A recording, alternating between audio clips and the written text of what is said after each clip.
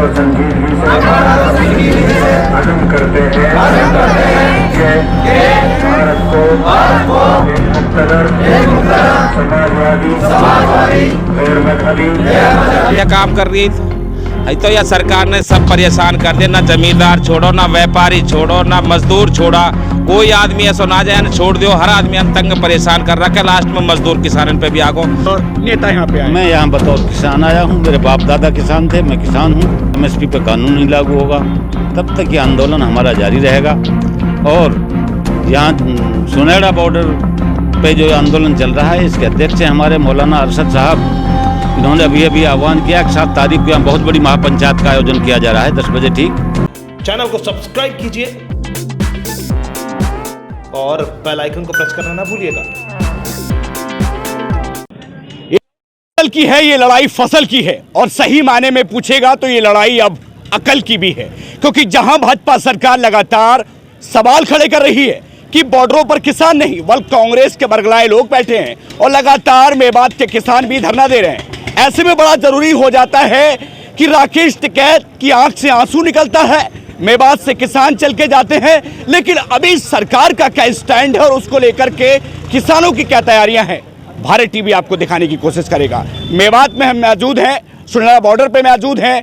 काफी दिनों से ये धरना चल रहा है। सुभान का सिंगारिया यहाँ पर पहुंचे हैं और आपको ये बात मतलब जरूरी हो जाता है आपको बताना, क्योंकि किसानों की जमीन है मेवात और ऐसे में यहाँ का जो आंदोलन में कंट्रीब्यूट है वो बहुत मायने रखता है। चलते हैं आगे की क्या रणनीतियां हैं, क्या तैयारियां हैं, सीधे जानने के लिए किसानों के पास। जी, आप सब कुछ देख रहे हैं यहाँ पर, सरकार भी आपको देख रही है। ऐसे में किस तरीके से देखते हैं आप? सरकार देख रही है, सरकार का कारनामा रोज ही नहीं देख रहे कैसे बढ़िया काम कर रही है तो यह सरकार ने सब परेशान कर दिया। ना जमींदार छोड़ो, ना व्यापारी छोड़ो, ना मजदूर छोड़ा, कोई आदमी ऐसा ना जाए ना छोड़ दो। हर आदमी तंग परेशान कर रखा है। लास्ट में मजदूर किसान पे भी आगो। अब उनकी हालत है हमारी पतली कर दी, हम यहाँ पतली करने में लग रहे हैं। अब क्या तैयारियां हैं? आगे एक रणनीति भी बनी है आज आप लोगों की बैठ। हमारी रणनीति है कि मेवात का एक इतिहास रहा है कि जब भी मेवात ने कोई कॉल दी है या मेवात ने कोई बीड़ा उठाया है, जब तक उस बीड़े को हम पार नहीं कर देते हम पीछे हटने वाले बंदे नहीं होते हैं। कि हमने एक अभी एनआरसी में भी एक 18 दिसंबर को कॉल दी थी। मेवात का सबसे बड़ा, हिंदुस्तान सबसे बड़ा प्रोटेस्ट हुआ था। 26 जनवरी को भी हमने एक ट्रैक्टर परेड करी थी किसानों के, उसमें वो भी बहुत बड़ी परेड थी हमारी। और हमने अभी 7 फरवरी को एक मेवात जो 3 सीटों में बढ़ती है, यूपी, हरियाणा, राजस्थान, सारे मेवात की 36 बिरादरी की एक महापंचायत है किसानों की। कहाँ होनी है, कब? वो इसी जीराहेड़ा राजस्थान के गांव में है, बॉर्डर के पास में, टच में, जहां हमारा धरना चल रहा है। इससे 2 किले ही आगे हमारी जगह हमने मुकर्रर करी है। तो सारे आसपास के गांवों का फैसला हुआ है। कितनी तारीख है उसकी? 7 फरवरी को समय 10 बजे से शुरू हमारी पंचायत हो जाएगी। पंचायत के मुद्दे क्या होंगे? पंचायत के मुद्दे होंगे जो सरकार ने कृषि काले कानून जो बनाए, हमारे गले में फंदा डाला है, जो हमारे बच्चों की नस्ल और फसल का मामला आ गया, उसको बचाने के लिए महापंचायत का बुलाई है कि तारी सारे सरकार को बता दें कि मेवात की वो धरती बहादुरों की अब भी है, कि जो पहले शेर जन्म थी वो अब भी जन्मती है। और अब दिखा देंगे हम नई पीढ़ी को मेवात। हम जान सकते हैं 7 तारीख को कोई एक बड़ा फैसला होने वाला है? बिल्कुल, बहुत बड़ा फैसला होगा। इतना बड़ा फैसला होगा कि दिल्ली के जड़ों को, चूलों को बिल्कुल हिला के रख देंगे उस दिन। ये हमारा मेवातियों का एक वादा है, जो काम ठान लिया वो ऐसा करके दिखाएंगे कि सरकार जिंदगी भर याद रखेगी और हमारा इतिहास लिखा जाएगा। सुभान जी, बड़ा खास और तीखा सवाल। आप यहाँ पर आए, कभी भी जरूरत पड़ती है नेताओं की तो नेता वोट मांगने के वक्त आते हैं, लेकिन जब किसानों के हक की लड़ाई तो बड़े कम लोग नजर आए। ऐसे में किस तरीके से देखते हैं आप अपनी यहाँ पर आमद, क्योंकि बतौर किसान आए हैं या फिर बतौर नेता यहाँ पे आए? मैं यहाँ बतौर किसान आया हूँ। मेरे बाप दादा किसान थे, मैं किसान हूँ। और जब तक ये काले कानून वापस नहीं होंगे, एमएसपी पे कानून नहीं लागू होगा, तब तक ये आंदोलन हमारा जारी रहेगा।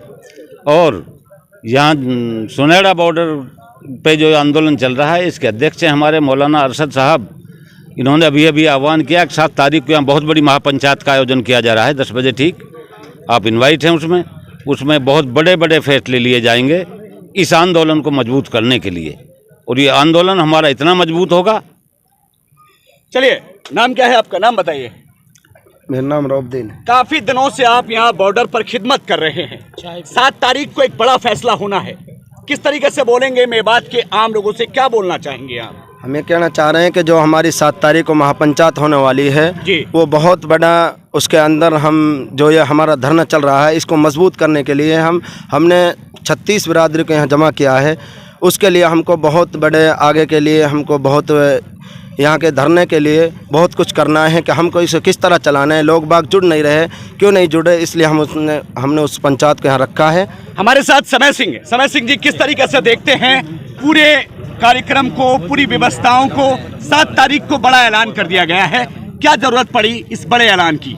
इस ऐलान की जो जरूरत पड़ी है, देखिए राजस्थान में, हरियाणा में, पश्चिम उत्तर प्रदेश में बड़ी तादाद में जो खाप है, हमारे यहाँ पाल होती हैं। मेवात के अंदर अलग अलग गोत्र की पाल है, जैसे कोई दहंगड़ पाल है, चिरकलौत पाल है, दूलोत है, पुंगलोत है, ऐसे करके हमारे यहाँ खाप नहीं है मेवात के अंदर। लेकिन इससे बड़ी जो बात है कि जो मौलाना असद मील खेड़ला के जो नेतृत्व में ये आंदोलन चल रहा है, उनकी सदारत में चल रहा है, वो एक प्रकार से पूरी कौम के रहबर हैं जी, ठीक है, क्योंकि वो नेता नहीं है, राजनीतिक से उनका कोई लेना देना नहीं है। उन्होंने जब कौम को जरूरत पड़ी है तो आगे आकर बेदार किया है, उनको जगाया है। तो तमाम मेवात को ये कॉल किया गया, उसमें ये नहीं कहा गया भाई आप मुफ्ती सलीम साहब आएंगे, रशीद साहब आएंगे या सिर्फ मुसलमान आएंगे। मेवात के अंदर बसने वाला, चाहे वो किसी भी धर्म का व्यक्ति हो, किसी भी जाति का आदमी हो, सबको कॉल दिया गया है कि आप 7 तारीख को आइए मेवाती होने की हैसियत से, ताकि आपका भी सरकार को पता लगे कि ये इलाका अभी जिंदा है। समय सिंह जी, कौन सा समय आ गया देश के किसानों के रास्तों में कटीले तार और कीले ठोक दी जाती हैं, सड़कों को खोद दिया जाता है? देखिए वो एक बात है ना, अनपढ़ होवे बादशाह जी, करे कुतारा काम, विकास नीति जाने नहीं, व लड़ाई झगड़ा अनसुई काम। आपको सच बताऊं, हमारे देश का जो बादशाह है, वो सरकार जो बीजेपी की फिलहाल इतनी डर चुकी है। आपने कभी भी किसी मुल्क के इतिहास में ऐसा नहीं पढ़ा या सुना या देखा होगा कि जो राष्ट्रीय राजमार्ग है उनको खुदवा कर सरकार परमानेंट दीवार बना दे, अपने लिए एक प्रकार से सेफ हाउस तैयार कर रही है सरकार। इतना खौफ किसानों का हो गया है, जबकि किसान एक, और दूसरी तरफ से जो भारत का प्रधानमंत्री है वो ये कह रहा आइए बात करिए। अरे खुद आप गड्ढे खोद कर उन पर नुकीली कील गाड़ रहे हो। तो आय दुगनी होने वाली थी।